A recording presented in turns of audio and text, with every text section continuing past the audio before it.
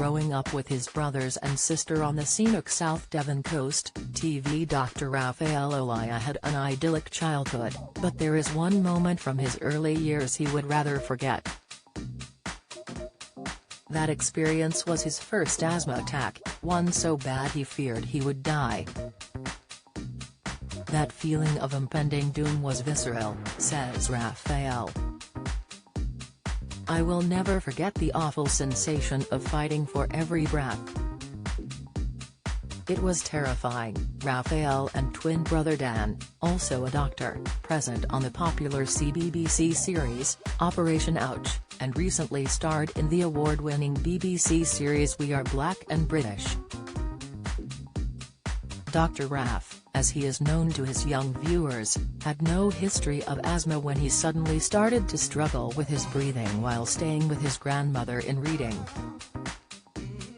I was fighting so hard just to get air into my body, and I can remember feeling incredibly clammy and sick. It was as if my lungs had been encased in cement, he recalls.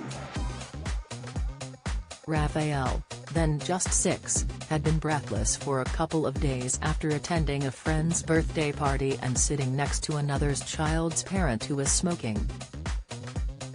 I didn't know what to do as I couldn't even speak, and it got so bad I just sat on my nan's sofa with my head buried in my hands, he says. Looking back now as a medic, I realize I was having an asthma attack and was in extreme respiratory distress. But as a young boy, I was too proud to make a fuss.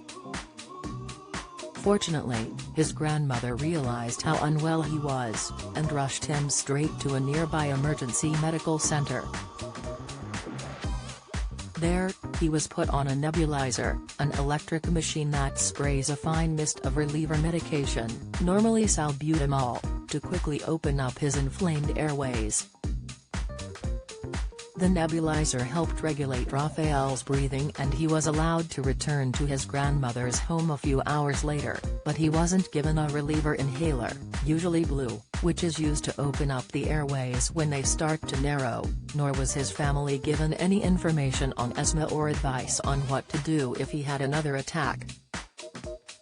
There was no follow-up with my doctor at home in Torquay which, looking back, I find quite shocking, says Raphael, who combines his TV commitments with his role as a NHS GP registrar.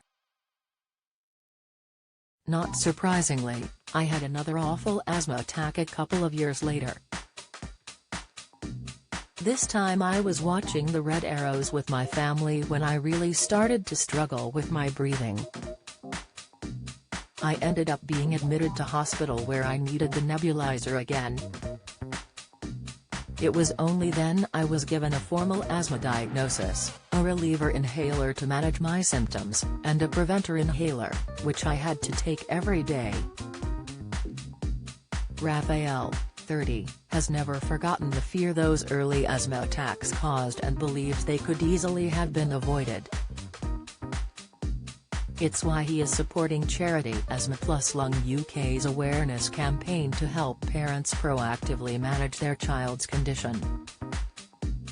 The charity's recent analysis of NHS data revealed hospital admissions for children with asthma have soared by 149% across England and Wales in the last year. Although admissions haven't returned to pre-COVID levels, they are bouncing back, which is very worrying, says Emma Rubach, head of health advice at the charity. Parents are the first line of defense in keeping their children safe.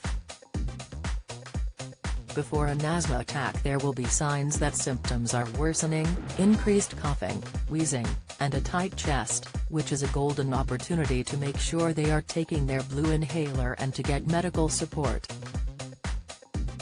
But symptoms vary, so parents, carers and teachers should be aware of a child's triggers, which can include colds and viruses, pollen, including tree and grass pollen, dust mites, pollution, pets, cigarette smoke and stress.